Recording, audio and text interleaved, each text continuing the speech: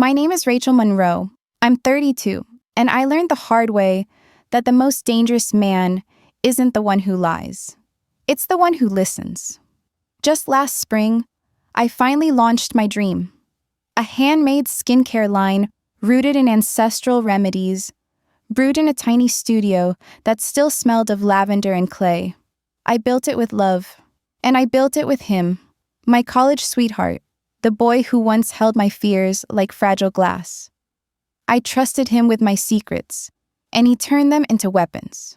One night, I opened an anonymous email, my entire product catalog, defamed, sent to every vendor I relied on. The language, the font, the venom behind the words, it was his. If you think I crumbled, think again. Because I didn't scream. I made tea. I made a vow. And I started plotting a wedding gift he'd never forget. Before we get to what I did, tap like, hit subscribe, and let me take you back to where the unraveling began. He knew every fear I had because I once cried them into his chest, and he used them all to destroy me. I used to believe in forever, not the fairy tale kind, but the kind built in dorm rooms with microwave noodles, whispered dreams, and late-night promises made under threadbare blankets. We were 17 when we swore we'd never let success change us. 21 when we thought failure couldn't touch us. 28 when I first told him about my dream. An organic skincare line rooted in ancestral ingredients, crafted with intention, sold with honesty. He smiled that night like he always did. That soft smile that said, "I believe in you, even when you don't." I should have known better. Because belief, when faked, is more dangerous than doubt. It started small. A delayed shipment, a supplier ghosting me, clients canceling without explanation. I chalked it up to bad luck, market volatility, maybe Mercury retrograde. Until one evening, long after midnight, I received an anonymous email with an attached screenshot. My own product catalog, slandered and defamed in a message sent to half the vendors in my pipeline. The sender had attached articles, twisted facts, even fabricated legal threats, all signed off with a fake legal firm. But I knew that font, that phrasing, that pattern of manipulation. It was his. The man who once memorized my childhood fears had weaponized them. I didn't scream. I didn't throw things. I sat in my studio surrounded by the jars I'd hand-labeled, the herbs I'd dried myself, the shelves that still smelled of lavender and clay. And I made myself a cup of tea, not to calm down, but to anchor the rage. He thought he'd broken me, but in that moment, I made a quiet, holy vow. He would never say I do without the world knowing who he really is. You're probably thinking, how could someone who once held my tears become the architect of my downfall? But if you think that betrayal was the worst part, stay with me. What came next cut even deeper. They didn't just take my business. They stripped me of air, of dignity, of everything I thought was mine. It began like erosion, slow, subtle, easy to ignore at first. A dip in sales I chalked up to seasonality. A few clients who said, "We've decided to go in another direction." A supplier who regretted the delay again. I smiled through it, reassured myself this was just turbulence. But by the time I realized it was sabotage, the storm had already swallowed the shore. Revenue collapsed. My inbox dried up. One of my brand ambassadors removed my products from her feed without a word. Another politely declined our long-planned collaboration, citing reputational concerns. Investors who once toasted to my vision now ghosted me. Their replies curt, clinical, laced with rehearsed disappointment. Some didn't even say goodbye. But the worst part wasn't the numbers. It wasn't even the rejection.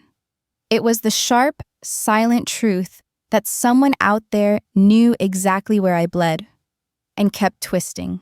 I had confided in him during my most vulnerable hours, the fear of never being taken seriously as a biracial woman in business, the recurring nightmare of being seen as difficult, the wound of being left behind by my father, the terror of failure masked under a stoic smile.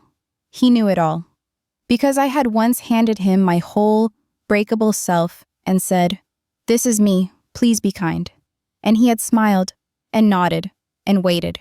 Now, as I stood in my empty storefront, shelves half-stocked, rent overdue, the scent of crushed rose petals still lingering from the last unopened order, I realized what he had done.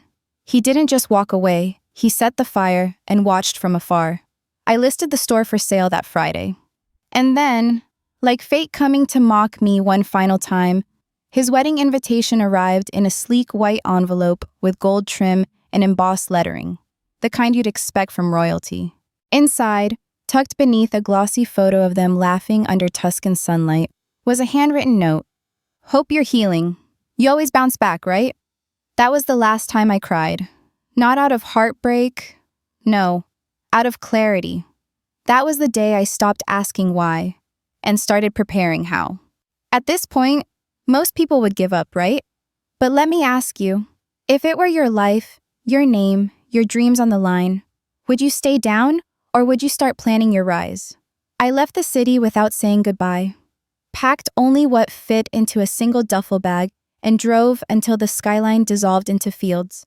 My mother's house sat where it always had, quiet, a little tilted from age, the paint chipped but the porch lights still warm. She didn't ask questions, just made tea, pointed to the guest room, and said, "Sleep before you try to fix anything." I didn't sleep much, but I did remember.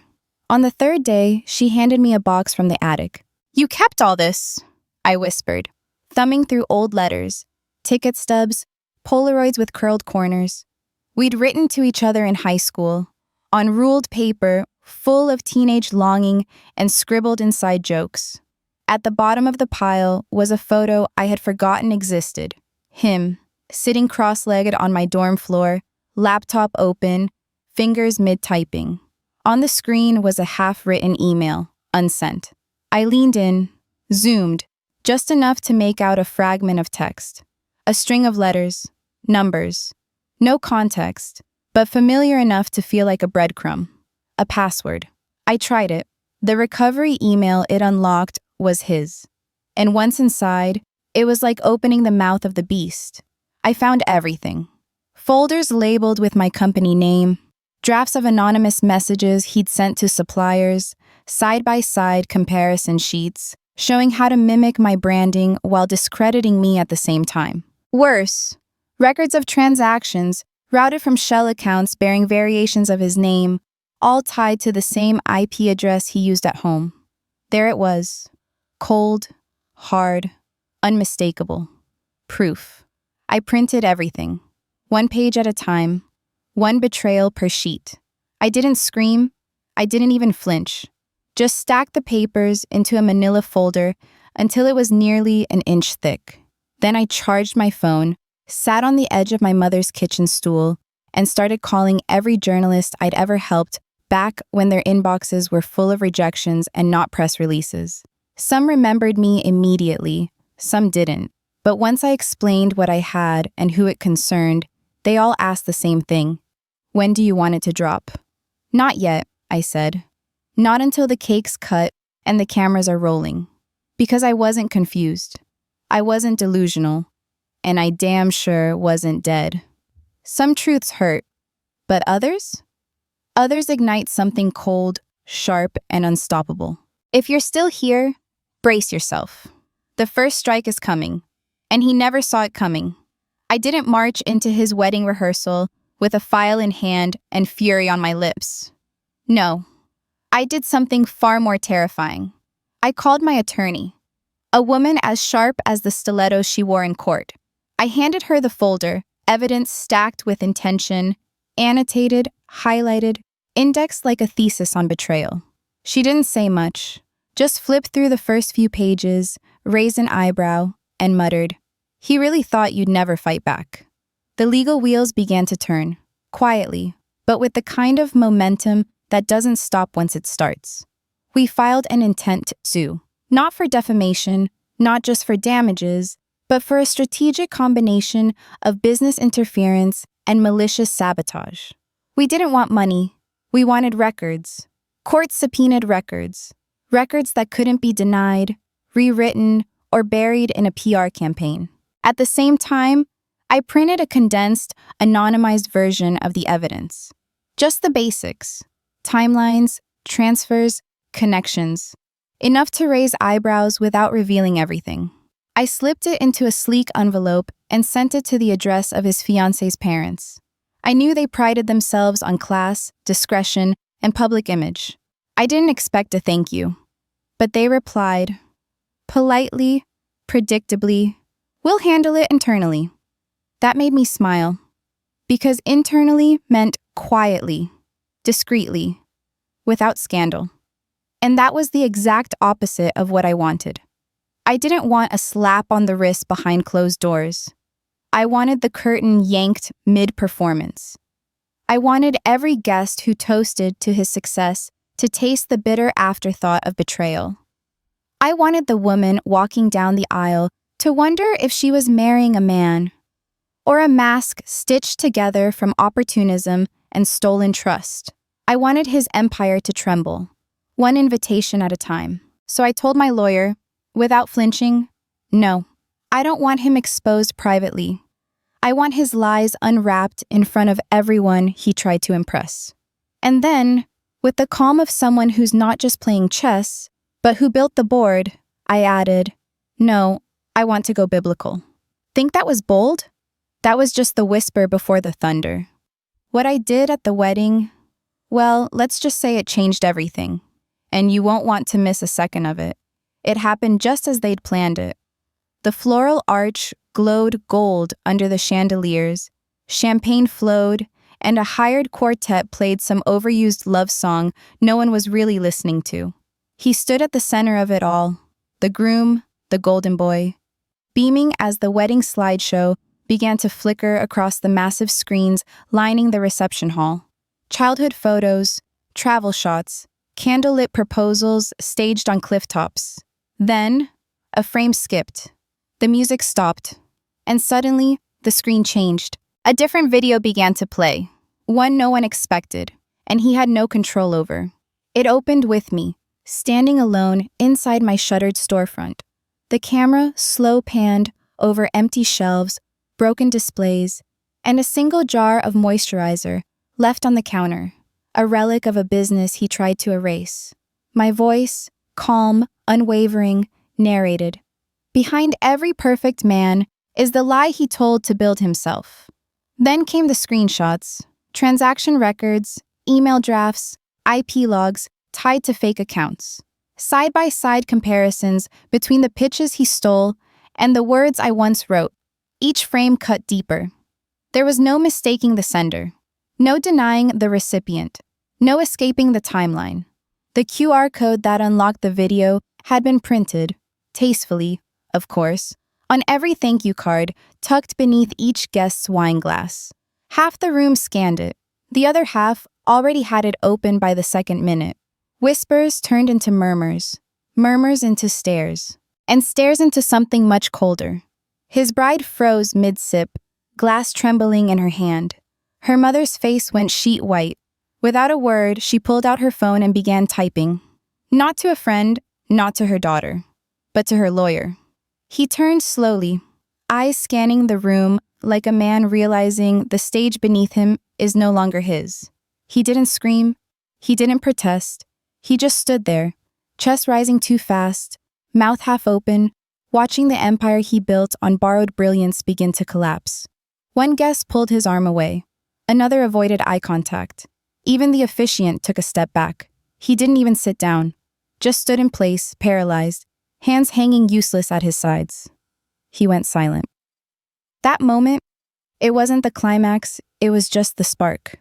If you think public humiliation was enough, wait until you see how truth leaves its mark, everywhere they go. I never showed up at the wedding. I didn't need to. My absence spoke louder than any confrontation ever could. But the next morning, as they drove toward their extravagant honeymoon destination, freshly married, eyes still puffy from the chaos of the night before, they were greeted by something neither of them could ignore. On the side of the road, high above the skyline, stretched across a glowing digital banner, was a single message in stark white letters on matte black. Integrity never needs a suit, but fraud always wears one. The timing wasn't a coincidence. Neither was the placement, right above the main highway exit to their luxury villa, paid for by a last-minute wire transfer from one of the shell companies he thought no one had traced. I bought that ad space by the hour. Every hour they were in town, it glared down at them like a ghost refusing to be forgotten. But I didn't stop there. I'd quietly acquired their wedding website domain a week prior.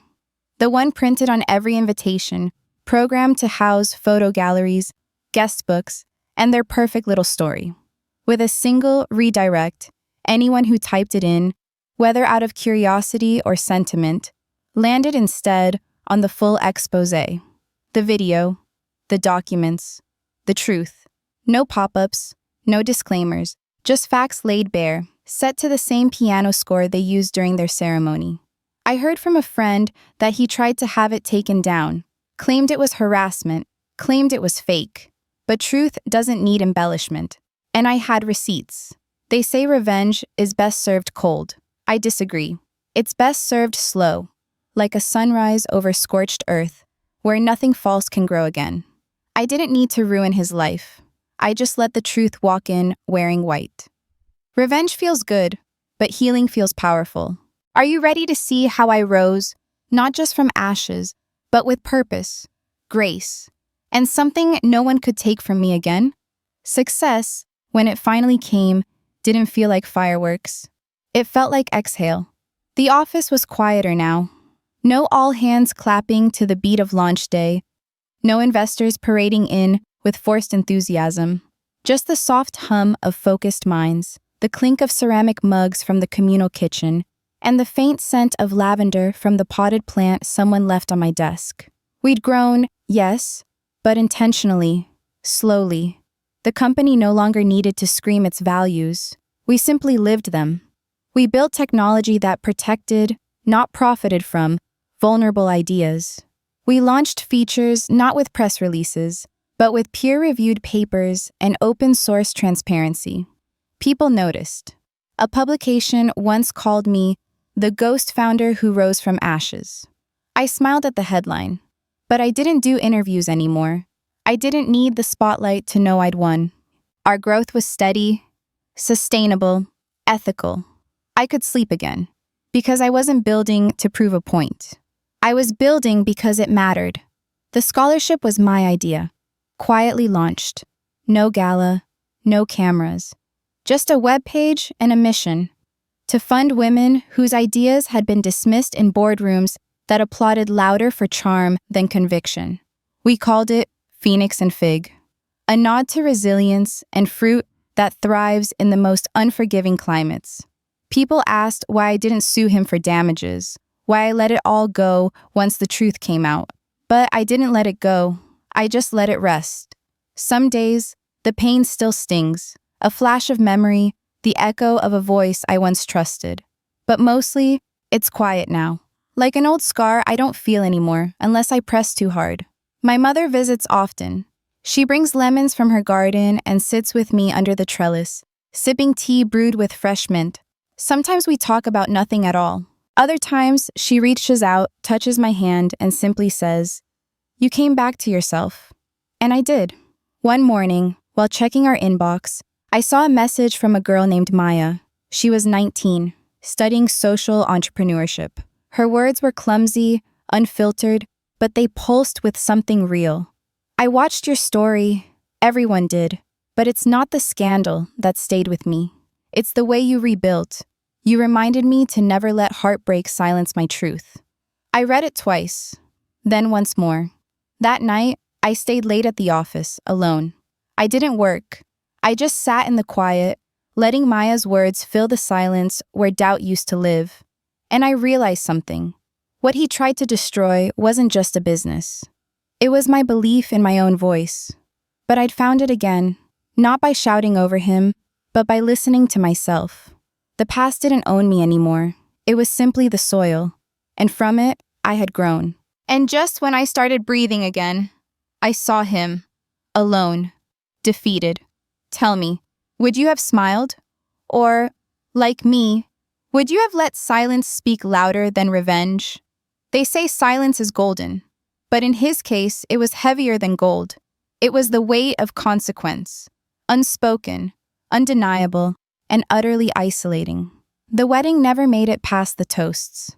By the time the second course arrived, the bride's mother had walked out, veil in hand, her face white with fury.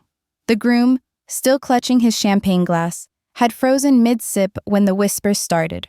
By dessert, the in-laws were demanding their money back. Not figuratively, literally.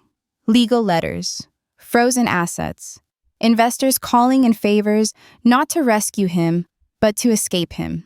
Within 48 hours, every brand he represented had scrubbed him from their campaigns. His image, once plastered across sleek billboards and glossy magazines, disappeared like vapor. Even the wedding photos were pulled offline, the photographer issuing a quiet apology and refund. The perfect man had become an empty silhouette no one wanted to be associated with. And me? I didn't watch it unfold in real time. I didn't need to. I found out days later when my assistant showed me a trending video on TikTok. It wasn't scandalous, no yelling, no breakdown. Just him, sitting alone at a cafe on 6th Street, once his favorite haunt. Same seat by the window, same almond milk latte. But something was missing. Everything, actually. His hair wasn't styled. His suit looked like it had been slept in. And his eyes, they weren't focused on anything. Not the menu, not the street, not the phone on the table. He just stared out at the window like a man watching the life he'd curated, calculated, crumble, grain by grain, with no one left to blame. I didn't repost it. I didn't comment. I didn't even like it. Because his silence, his small, ghostly figure framed by the cafe's rainy window, was louder than any apology he could have offered. Louder than any tantrum. Louder than any attempt to explain. There were no cameras now. No followers gushing over his every move. His inbox, once overflowing with sponsorships and RSVPs, now sat cold, muted. The only thing he received was a cease and desist from his own fiancé's legal team, and the quiet hum of public shame he couldn't control. I imagined his apartment, dark, curtains drawn, refrigerator half empty, no echo of laughter, no footsteps pacing the hallway, just the clink of a spoon in a cereal bowl, the buzz of a charger that never leaves the wall. The kind of silence that isn't peaceful. It's punishing. He never called, never emailed, never sent flowers with a poorly written note begging for understanding. And that was fine, because I never wanted his words. I wanted the space to breathe again. I wanted to build something that didn't reek of his fingerprints. I wanted him to live with the echo of his own undoing. And he did. Not with headlines, not with scandal, but with slow, brutal recognition that everything he built, on charm, on lies, on stolen dreams, was hollow. That when the lights turned off and the applause stopped, no one stayed. Not even him. Some stories end in rage. Mine? It ends with a seed planted in the quiet. Stay with me for one last moment. I promise it's the kind of ending that doesn't scream. It stays. I didn't want to end with fire. I wanted to end with roots. When the lawsuit settled, quietly, efficiently, as cowards tend to fold when faced with undeniable truth, I didn't rush to spend a single cent. No new house, no vacation, no self-congratulatory posts. I sat on it. I let it breathe. And then, I knew exactly what to do. I used the settlement to start a fund. I named it Silent Rebuilds. It wasn't flashy. No gala. No press. Just a digital forum, a network of trusted counselors and lawyers, and a simple mission: to give women who had been dismantled by lovers, by betrayal, by loss, a way to begin again without asking for permission. It wasn't about revenge. It was about return. Return to dignity. Return to agency. Return to themselves. The first woman we helped was a 39-year-old nurse who'd been pushed out of her clinic by her ex-husband's influence. The second, a baker who lost her shop when her name was removed from the lease. Each one of them came with wounds that didn't show in bank statements or medical records. But I saw them, because I had carried them once. I spoke at one community event, not as a keynote, just as someone who had survived. I shared my story not to wound, not to reopen, but to offer proof that healing wasn't mythical, that justice, however long delayed, could arrive with grace, not noise. And when a woman in the back row stood up, tears caught in her throat, and whispered, "You made me believe it's not too late," I knew I'd done something that mattered more than vengeance ever could. I still run Phoenix and Fig. We're smaller, intentionally. The shelves are handmade. The tea is loose leaf. We compost. We greet every customer by name. My mother visits every Friday. We sit under the lavender trellis and sip chamomile in silence, like two women who have seen enough of the world to know peace when it arrives. Sometimes, I still get emails, not about him, about the story, about the courage it gave someone to finally walk out, to file a report, to stop apologizing. One girl wrote, "You reminded me I don't have to burn to prove I'm bright." And I suppose that's the legacy I wanted to leave. Not the ruins of someone else's empire, but the soft, steady rebuilding of my own. I don't need people to cheer. I just need them to know that survival is a quiet kind of power. It doesn't scream, it doesn't beg, it simply endures. The final scene of my story wasn't a courtroom, it wasn't a wedding ruined, it wasn't even that viral video of him shrinking into his espresso cup. It was this morning, when I stepped out onto the balcony, wrapped in a linen robe, cradling a cup of warm oolong. The air smelled of lavender and baked fig. I sat down slowly, watching the street wake up, birds fluttering between the power lines, and a neighbor's child laughing over a spilled cereal bowl. And in that moment, simple, unfilmed, unseen, I smiled. On the back of my shirt, sunlight caught the words stitched in quiet defiance. Built on truth, unshakable. And that was enough. If my story stirred something in you, if it reminded you that silence doesn't mean surrender, then please share your thoughts in the comments, like this video, and subscribe to hear more stories like this. Your voice matters here.